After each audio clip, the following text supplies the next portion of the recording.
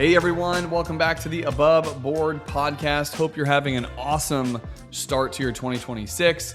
And this episode really is not about goal setting, even though it does have the word goals in the title of it, but it's more about setting the stage for, I think, being able to just think clearly, freely, and creatively about this topic. In fact, I think if you're someone who struggles with goals or New Year's resolutions, this is probably a good one for you. I used to pride myself on being like this amazing goal setter.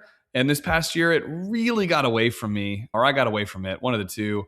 And it's not that I'm bad at it now. And I don't think most people are actually bad at goals. I think they're just exhausted.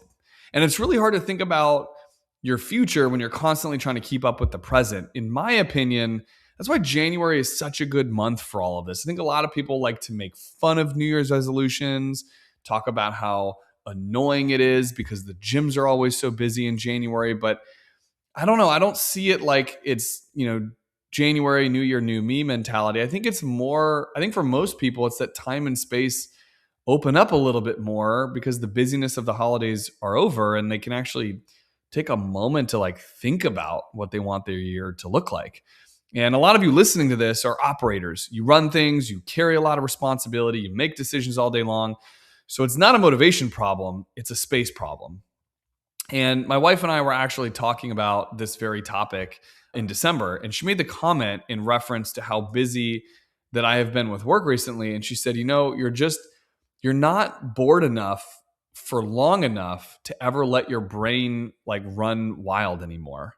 And that sucked for me to hear because I thought, I don't know, I want to be a dreamer again. I love creating. I love being creative. I want to plan and design my life. And so I knew I had to do something. And, listen, there's always going to be emails and work expectations that I have and you too. But hopefully January represents maybe a slow period, albeit very small before life picks up and starts going 1,000 miles an hour again. But I just kept thinking like, I guess I better seize this time. So how am I going to do that? And I've been thinking a lot about this. I joke sometimes that I need to like unplug myself from the matrix, even if just for a couple hours.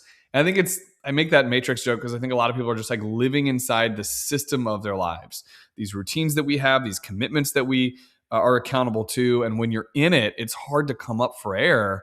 And I think whenever I try to set goals when I'm like in the matrix, nothing ever seems to get planned properly. It's like, work a little bit harder, be a little more efficient, get up earlier. And really, do we step far enough out of it to say like, what do I actually want to be building? So this year, in the spirit of the conversation that I had with my wife, before we set any goals this year, we decided to do something a little different. We went to a hotel, and this is not a vacation. This is not a reward. It is not an escape. It is just creating the space.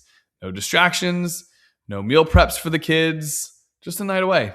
And I want to be really clear about this. It is not to be indulgent. It's just hard to think clearly in the same environment that is keeping you distracted. And a little distance goes a long way. So, and by the way, if this can't be a night away, maybe it's just a day date. Maybe it's a couple of dates.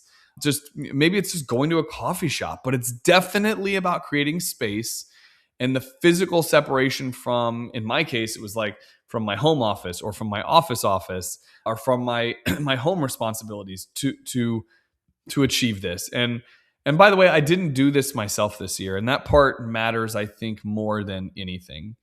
Now, conventionally, I always did like my goal planning stuff alone. And I've got holding it up for the folks that are on YouTube that can see this. This is my full focus planner. I have one for every single quarter going back to 2018. That's how much I love setting goals.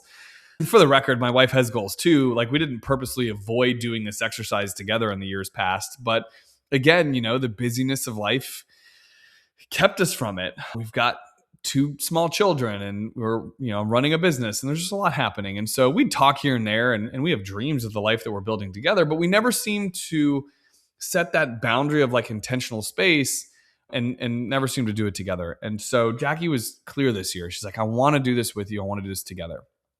And listen, when you sit down with someone who shares the life that you're building, the conversation changes. They hear things that you don't. They question assumptions that you didn't know you were making.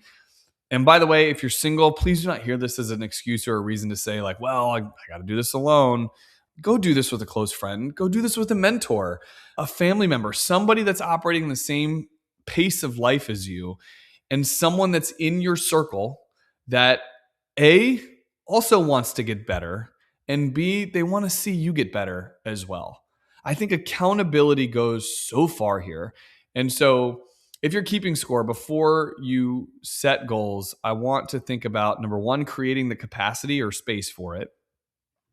And number two, having that accountability partner in someone else to be having these conversations with you. And then the third piece, I think, to all of this is that we didn't start with goals. We talked about life, like what we wanted our life to look like first. The part of our lives that feel good right now, the parts that feel heavy. What have we been tolerating that we shouldn't tolerate anymore? What are we saying yes to that we should say no to? And then this question kept coming up in different ways. Like, what do we actually want our days to feel like? And there's nothing miraculous here. It's like nothing that needs to sound impressive about our days or amazing. It's just like talking through how much capacity can we handle? And, like, what do we want our days to look like? Like, for me, and maybe it's actually like, what do we not want our days to look like? I noticed for me, as I was describing those days that I don't want it to look like, it's like when I'm going from one thing to the next, to the next, to the next, like my hair is on fire. And this is coming from someone who is obsessed with efficiency, by the way. I love being efficient, but I'm also a little tired and over having every single minute accounted for or stacked on top of each other. I kind of want to like sit down this year and enjoy a coffee because I'm just enjoying a cup of coffee, not chug it on my way out the door to drop the kids off at a certain time for school and then race to my office. So maybe, I think for me anyway, not maybe, but really like blocking out some extra time in between things to give me space for the little moments. That's a big thing for me this year. And so, this conversation really changes the scope of how we're thinking. It's not monetary successes or work goals. It's really about trying to support the life, like this daily life that we say we want, and not just having our days run us. And so once you have that conversation, then maybe goals don't feel so intimidating anymore. We communicated what we're going to say no to, what we're willing to say yes to, what we can no longer negotiate anymore, like sacrificing our health over, more work time or whatever. And I'll admit, guys, like sometimes this conversation feels unrealistic. It's nice to have this in the moment, but then those days are going to sneak up on you and the speed of life is just going to catch you, right? But I don't know, like I feel like if I don't have these conversations and there's not clarity on how I want my year to go, I know for sure, excuse me, I know for sure my life is going to sneak attack me and I'll be sitting here in December like, what the heck just happened? So at least this feels intentional, even if we don't perfectly execute everything we say we're going to. And if you're listening to this and you're thinking like, that sounds nice, but I don't know how I'd create that kind of space, you're not wrong for feeling that way. I just think, for most of us, we don't need better goals. We just need that space or capacity and that accountability. And not like a week's worth of space, just enough time to slow down for a minute and collect your thoughts, unplug from the matrix, let your brain run wild, and hopefully do that with someone else that's on the same page as you. And also they want to see you win. So, hey, listen, in the coming weeks of January, we're going to be talking about different ways and ideas to help you with this. I know money is always one of the first things that people think about when it comes to their goal setting. So I want to give you a quick preview of what's in store these next few episodes.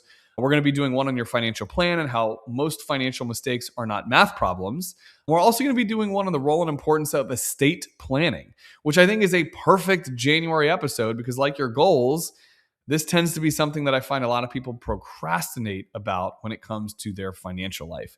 Thank you as always for tuning in with us. If this conversation helps you at all today, please share this with whoever is going to be your accountability partner on your goals or on your New Year's resolutions this year. It could be your spouse, a friend, a coworker, a mentor, anyone that wants to see you succeed in 2026. Here is to an awesome year for you, and we look forward to seeing you next week.